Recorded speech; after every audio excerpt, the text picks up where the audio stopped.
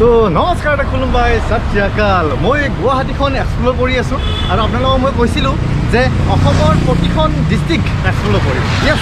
আজি গুৱাহাটী এক্সপ্ল'ৰ কৰিব আহিছোঁ আৰু গুৱাহাটীত আজি আপোনালোকক দেখাম অসম ৰাজ্যিক সংগ্ৰহালয় য়েছ অসম ৰাজ্যিক সংগ্ৰহালয়ৰ ভিতৰতনো কি আছে তাৰ কাৰণে কিছু পাৰ্মিশ্যনৰ প্ৰয়োজন হয় আৰু সেইখিনি লৈ লৈছোঁ টিকট লৈ লৈছোঁ আচলতে টিকট আগতেই ল'লোঁ এইটো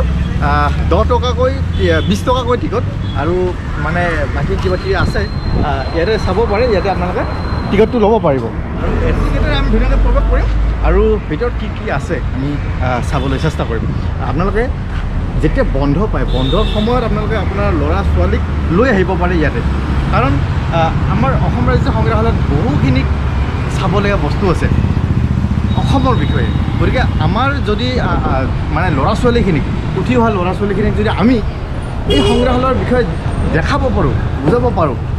তেওঁলোকৰ ব্ৰেইনটো ডেভেলপ হ'ব তেওঁলোকে বহু কথা জানিব পাৰিব গতিকে মোৰ লগত আহক আৰু পাৰিলে ভিডিঅ'টো শ্বেয়াৰ কৰি দিব সৰু ল'ৰা ছোৱালীখিনিৰ কাৰণে বেছি ভাল হ'ব গতিকে আহক মোৰ লগত তো অইনদিনাৰ নিচিনা মোৰ লগত আজিও আহিছে BTSKD ব্লগছ আৰু আপোনালোকক জনাবলৈ পাই ভাল পাইছোঁ যে এই মিউজিয়ামটি আমাৰ স্বাধীনতাৰ আগতে প্ৰতিষ্ঠা হৈছিলে চাওকচোন 1940 চনত প্ৰতিষ্ঠা হৈছিলে আচলতে মই আজি আহিহে এই বস্তুটো লক্ষ্য কৰিছোঁ আৰু এইটো ছাইডৰ এইখিনিত বৰ্তমান অ'পেন আছে আৰু এইখিনি কিন্তু বৰ্তমান অ'পেন নাই তাৰমানে একচুৱেলি কিবা মানে বনাই আছে মানে সেইকাৰণে খোলা নাই পিছত কেতিয়াবা আহিলে সেইখিনি ভালকৈ দেখাম সংগ্ৰহালয়ৰ ভিতৰত ভিডিঅ' বনাব নাপায় গতিকে সেইটো এটা কথা আছে কিন্তু মই টিকট লৈ স্পেচিয়েলি ভিডিঅ'ৰ কাৰণে টিকট লৈ আপোনালোকে চাওক ভিডিঅ'ৰ কাৰণে টিকট লৈ মই এই ভিডিঅ'টি বনাইছোঁ গতিকে টিকট লৈ আপুনি বনাব পাৰে তাত কোনো আপত্তি নাই গতিকে ভিডিঅ'ত যিমান পাৰে সিমান শ্বেয়াৰ কৰি দিব আমাৰ ল'ৰা ছোৱালীখিনি যাতে আমাৰ সংস্কৃতিৰ বিষয়ে কিছু কথা জানিব পাৰে আহক ভিডিঅ'টো চাওক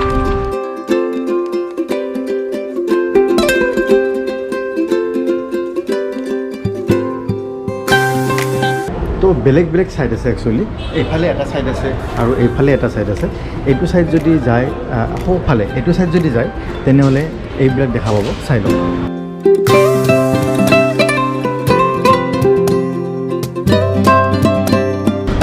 তো আপোনালোকে গম পালে মানে দুটা ছাইড আছে দুটা ছাইডত কি দেখা পাব এতিয়া প্ৰথমতে এইটো ছাইড যাওঁ ন সেইটো ছাইড ইয়াতে অসমৰ ইতিহাসৰ বিষয়ে ধুনীয়াকৈ লিখা আছে আপোনালোকে অলপমান পজ কৰি চাই ল'ব আচল কথাটো কি চাওকচোন আখ্যানমতে অসুৰবিলাকে এই অঞ্চলত প্ৰথমে ৰাজত্ব কৰিছিল অসুৰৰ ৰাজত্ব কৰা ঠাইত আমি বৰ্তমান আছোঁ দেই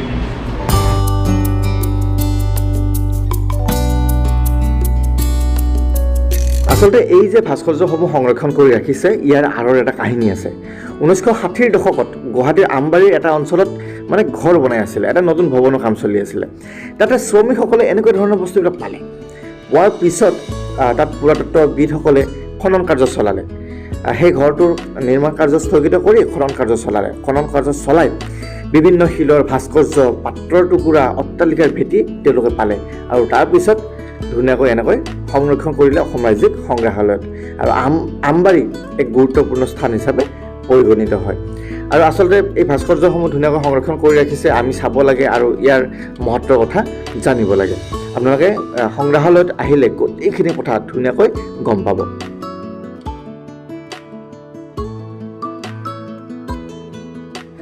যেতিয়া আমাৰ অসমলৈ বিভিন্ন পৰ্যটক আহে অসমৰ বেলেগ বাহিৰৰ ৰাজ্যৰ নতুবা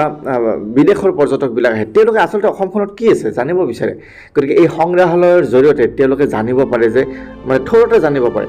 কি আছে আৰু গোটেই অসমখন ঘূৰিব লাগিলে বহু দিন লাগি যায় গতিকে সংগ্ৰহালয়ত তেওঁলোকে আহিলে আচলতে ইয়াৰ মানে অসমত কি আছে গোটেইখিনি বস্তু জানিব পাৰে আৰু মোৰ আচৰিত এটা লাগিল বিৰাট ভাল লাগিল এটা এই যে থাকটো আছে ইয়াত ধুনীয়াকৈ সংৰক্ষণ কৰি থোৱা আছে গুটিবিলাক যে লাউৰ গুটি জিকাৰ গুটি ভোলৰ গুটি এই গুটিবিলাকো জানিবলগীয়া কাৰণ আমাৰ ইয়াতে কি শস্য উৎপাদন হয় তেওঁলোকে জানিব লাগে আমি সকলোৱে জানিব লাগে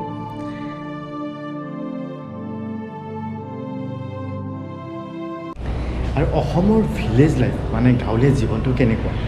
যোনে গাঁৱত আছে তেওঁলোকে জানে কিন্তু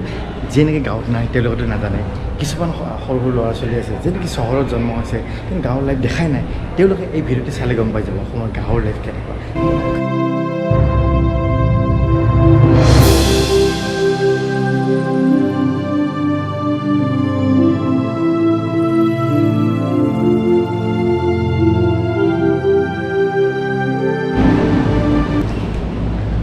আপোনালোকে এটা কথা জানেনি আমাৰ অসমখন ইমান ধনী চাওকচোন এই বোৱা কটাৰ ক্ষেত্ৰতে আপোনালোকে চাওক বোৱা কটা সঁজুলিবিলাকতো আপোনালোকে দেখিছে আৰু চাওকচোন এখন কাপোৰত ইমানখিনি ডিজাইন বনাব পাৰে আৰু শালৰ কথাটো আপোনালোকে জানেই আৰু এইবিলাক ভিলেজ উদ্যোগ গাঁৱলীয়া উদ্যোগ গতিকে কি ক'ম আৰু এইবিলাক আমাৰ গাড়ী চকা আৰু মানে দেখিছে নহয় তো আচলতে যদি গাঁৱত যাওঁ ন গাঁৱত গ'লে এই ফিলিংছটো আহি যায় আচলতে এইবাৰ আমাৰ নৰ্থ ইষ্টত পোৱা বিভিন্ন ধৰণৰ কাপোৰৰ মাজলৈ আহিছোঁ এইখন চাওক এৰী চাদৰ এইটো খুটি ৰেহা শিৱসাগৰত পায় আৰু এইখন হৈছে গামোচা আপোনালোকে জানে এইখন হৈছে টাংগু ক'ত পায় এইখন নাগালেণ্ডত পায় আৰু এইখন পাঁচৰা এই পাঁচৰা ত্ৰিপুৰাত পায় এইখন হৈছে পাট চাদৰ আমাৰ অসমত পায় সেইটো কথা জানেই আৰু এইখন হৈছে ত্ৰিপুৰাত পায় পাঁচৰা এইখন পাঁচৰা বুলি পায় এইফালে যদি চাই এইটো